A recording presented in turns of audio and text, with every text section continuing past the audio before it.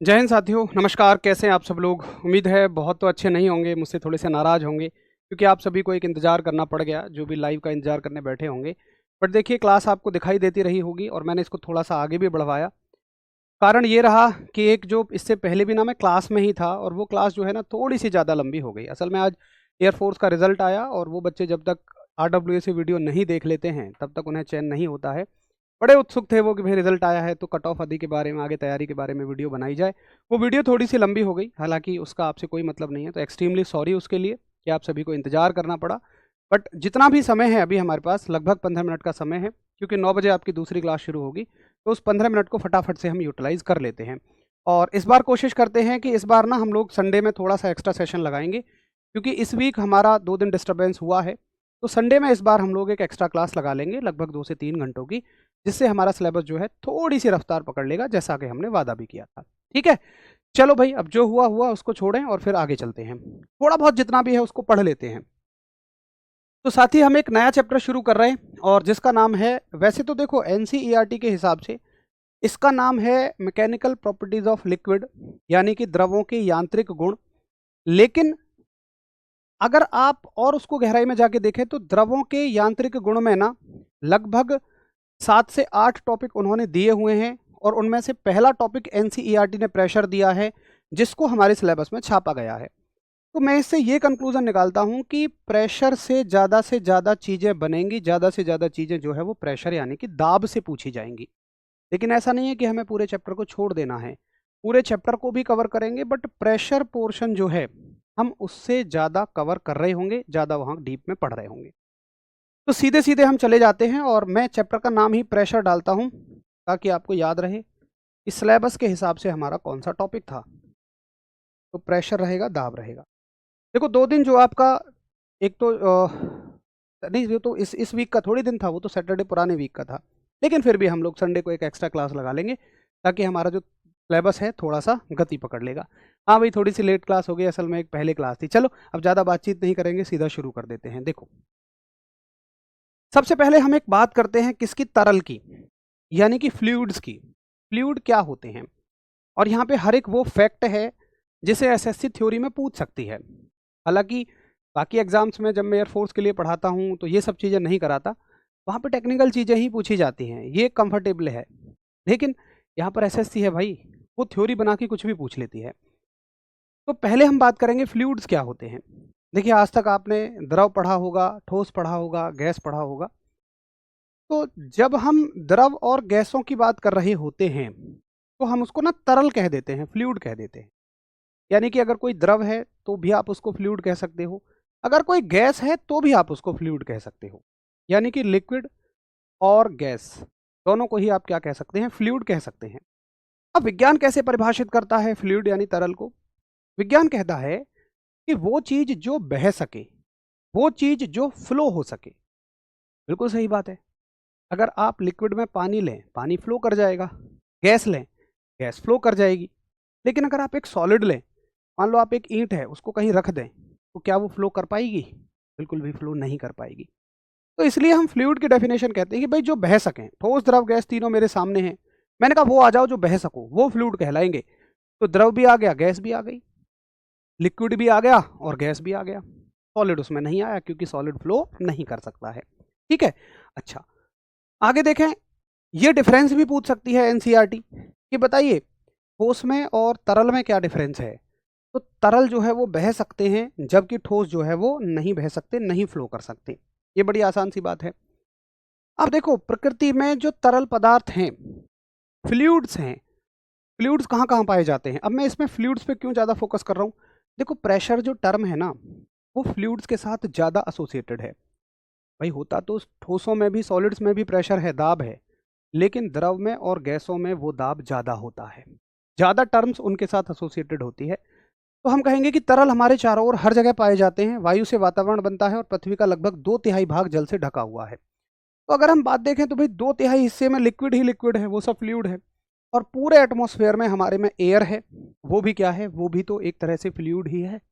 ठीक है? आगे आप देखो, जीवित प्रक्रियाओं में तरल पदार्थ, सभी जीवित प्राणियों में होने वाली क्रियाएं द्रवों द्वारा संचालित होती हैं। अब आप कहोगे यार भैया ये लग नहीं रहा साइंस जैसा, भैया मुझे भी नहीं लगता, लेकिन एसएससी को लगता है। तो भाई मैं कोई रिस्क नहीं लेना चाहता हूँ। एसएससी जो है वो यहाँ से भी क्वेश्चन पूछ सकता है कि बताओ सभी जीवित प्राणियों में होने वाली क्रियाओं में कौन शामिल रहता है, ठोस, द्रव, गैस, तरल। तो आपका उत्तर होगा भाई तरल है, क्योंकि हमारी बॉडी में ना बहुत सारे फ्लूइड्स होते हैं। आपने कभी सुना होगा कि कोई अगर हमें संवेदना होती है, सेंसेशन होती है, तो हमारे ऑर्गन्स ब्रेन तक इन्फॉर्मेशन जो है उसी फ्लूइड्स के थ्रू पहुंचाते हैं। ठीक है, आगे चलिए कि भाई आकार के बारे में, आकृति के बारे में क्या करोगे, बात करोगे। तो ये आपने केमिस्ट्री में पढ़ा होगा, बड़ी बेसिक सी चीज़ है। अगर मान लो एक ग्लास है और उसमें आप एक ईंट को रखते हो, ईंट का आकार थोड़ी बदलेगा। लेकिन अगर लिक्विड मान लो पहले आपने एक बेलनाकार बर्तन में भर रखा है, फिर एक शंक्वाकार कोनिकल सेक्शन के बर्तन में रखो, तो जैसे बर्तन में रखोगे वो उसकी आकार ले लेता है।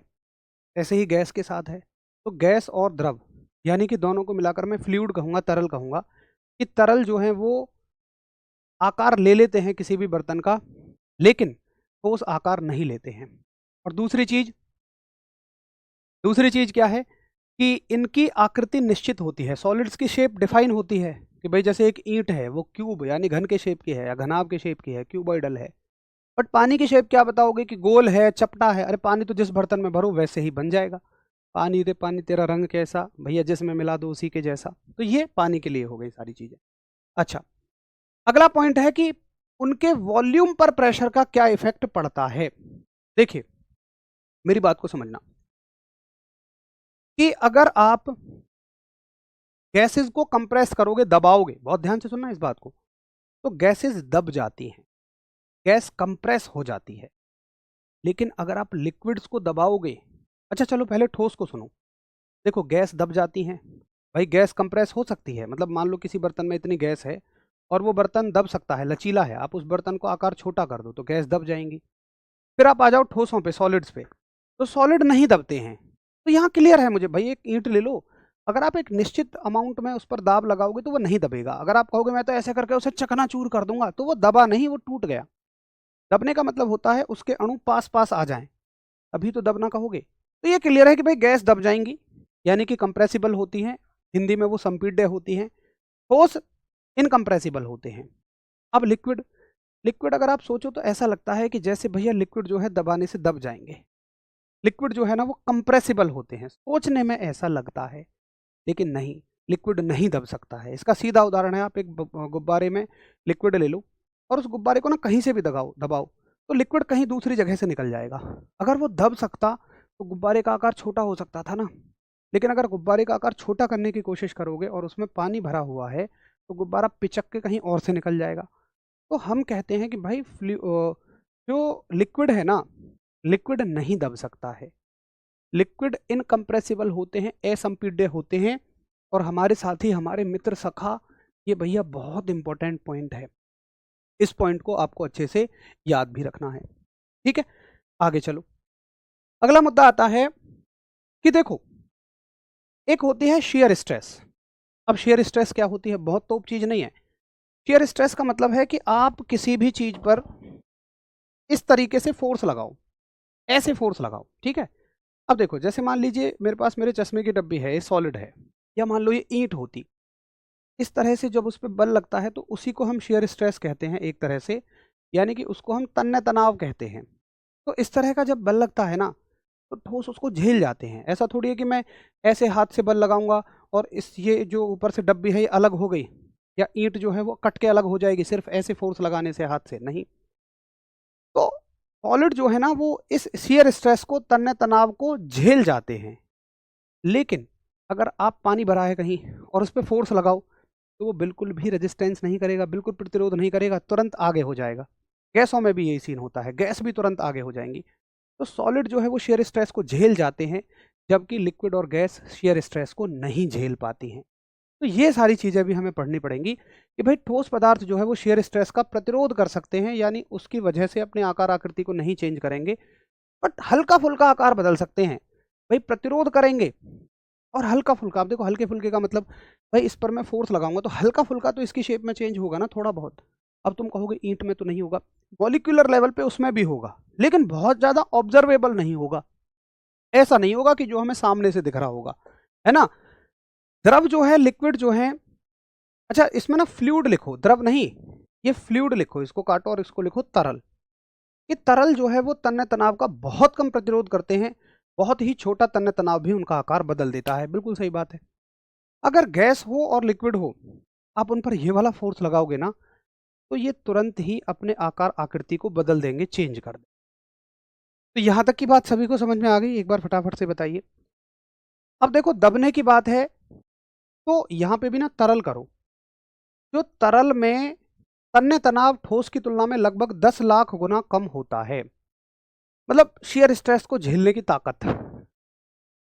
मैंने कहा शियर स्ट्रेस को झेलने की जो ताकत होती है ना, वो फ्लूइड्स में, अब फ्लूइड्स का मतलब समझ जाना कि मैं द्रव और गैसों की बात कर रहा हूं, तो द्रव और गैसों में इस शियर स्ट्रेस को झेलने की ना के बराबर ताकत होती है, ये झेल ही नहीं सकते हैं। ठीक है, अगला पॉइंट पढ़िए इससे। अच्छा ठीक है, यहां तक इनके गुण कवर हो जाते हैं। हमने यहां तक तरल के गुण कवर किए हैं, यानी कि हमने फ्लूइड्स के गुणों को कवर किया है। अगर यहां तक किसी भी साथी को कोई दिक्कत हो तो फटाफट से एक बार बताइए।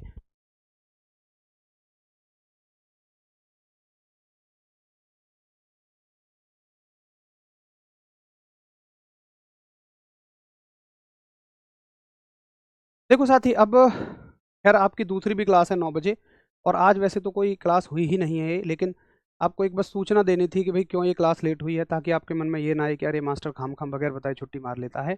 मैं इससे पहले एक क्लास में ही था, और वो क्लास थोड़ी सी लंबी खिंच गई, और वो बहुत ज़रूरी क्लास थी।